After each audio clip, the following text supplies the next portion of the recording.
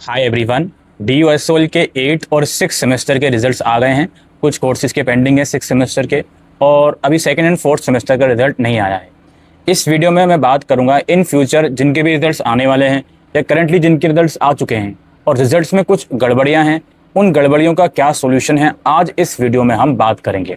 सबसे पहला हमारा क्वेरी आता है कि सर हमारी मार्कशीट में एक पर्टिकुलर सब्जेक्ट्स है, उसके आगे ब्लैंक है, सब्जेक्ट्स का नाम नहीं लिखा हुआ, या फिर सब्जेक्ट की कैटेगरी में जनरिक या सेक ना लिखकर मेन ओपी लिखा हुआ है, तो हम क्या करें।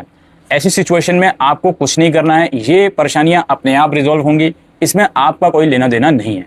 ठीक।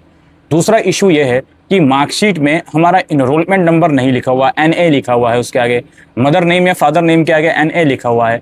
इस सिचुएशन में आप क्या कर सकते हो, एक बार अपने एसओएल डिपार्टमेंट में जाकर बात कर सकते हो। हालांकि वो लोग काफ़ी रिजिड हैं, इसको सॉल्व करते नहीं हैं, बट स्टिल आप एसओएल डिपार्टमेंट या एग्जामिनेशन ब्रांच में जाकर बात कर सकते हो यदि आपकी मार्कशीट में इनरोलमेंट नंबर या मदर नेम की प्रॉब्लम है। इसके बाद हम एक्चुअल जेन्युइन प्रॉब्लम्स की बात करते हैं। सबसे पहले सवाल आता है हमारा एब्सेंट वाली प्रॉब्लम का।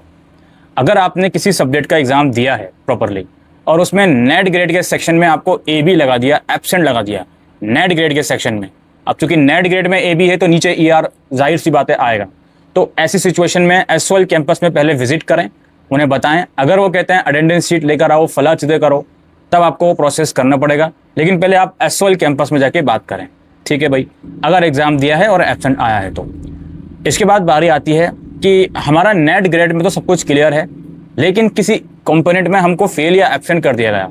जैसे कि हमारा नेट ग्रेड में किसी सब्जेक्ट में हमको ग्रेड मिल गया, लेकिन ट्यूटोरियल या लेक्चर के कंपोनेंट में हमको फेल या एब्सेंट कर दिया। अब हम क्या करें। तो ऐसी सिचुएशन में पहले तो ये समझो कि अगर आप नेट ग्रेड में पास हो, नीचे आपका ER नहीं लिखा हुआ, इसका मतलब यह है कि आप पास हो उस सब्जेक्ट में, आपको कोई परेशानी इन फ्यूचर डिग्री मिलने में नहीं आएगी। लेकिन स्टिल आपको ये एक कंसर्न है कि आखिर मुझे किसी पर्टिकुलर कंपोनेंट में फेल या एब्सेंट क्यों करा गया। तो ऐसी सिचुएशन में भी आपको एसओएल कैंपस का दरवाज़ा ही खटखटाना है। Only they can tell you कि आगे क्या पॉसिबिलिटीज़ हो सकती हैं। अगर फेल करा है तो उसे हटाने के लिए आपको दोबारा एग्जाम देना पड़ता है भाई, सिंपल सी बात है। अगर आपको लगता है बिना मुझे एब्सेंट कर दिया, आपने असेसमेंट भी दिए हैं, थ्योरी भी दिए हैं, तो हो सकता है वो एब्सेंट वाली प्रॉब्लम ठीक हो जाए, लेकिन घर बैठ के ठीक नहीं होगी, कैंपस आपको विजिट करना ही पड़ेगा। इसके अलावा जिनका एक्चुअल में ER है, नेट ग्रेड में वो फेल हैं और ER उनका आया है, तो भाई अगर इवन सेमेस्टर में ER है, सेमेस्टर 6 में, 8 में, 4 या 2 में, तो ये एग्जाम मई जून 2027 में होगा, उससे पहले नहीं होगा। सिमिलरली अगर आपका ऑड सेमेस्टर में ER है, सेमेस्टर 5 में, 7 में, 3 में या 5 में, तो ये एग्जाम दिसंबर 2026 में होगा, उससे पहले नहीं होगा। ठीक है, इसके लिए फॉर्म वगैरह अक्टूबर में रिलीज करे जाएंगे। काफ़ी बच्चे सवाल करते हैं कि हमारा ER आया है सेमेस्टर 6 में, लेकिन हम 4th ईयर में कंटिन्यूशन नहीं करना चाहते, हम केवल ER का एग्जाम देना चाहते हैं। तो हाँ, ये पॉसिबल है, आप केवल ER का फॉर्म भरना जब भी रिलीज होगा और ER का एग्जाम दे देना। जब कॉन्सेंट फॉर्म आएगा उसमें नो कर देना कि हमें 4th ईयर में नहीं जाना है।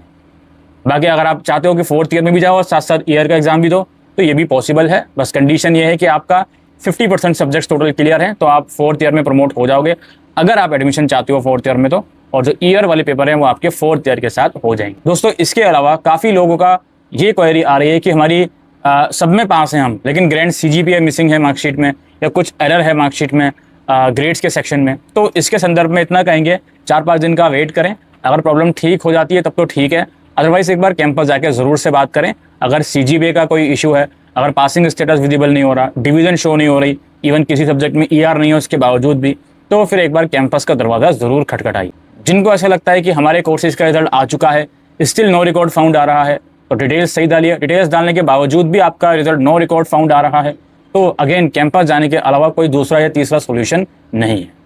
ठीक है, तो इतना ही अपडेट हम इस वीडियो के अंदर डिस्कस करने आए थे, जो रिजल्ट्स को लेकर प्रॉब्लम्स स्टूडेंट के साथ चल रही हैं।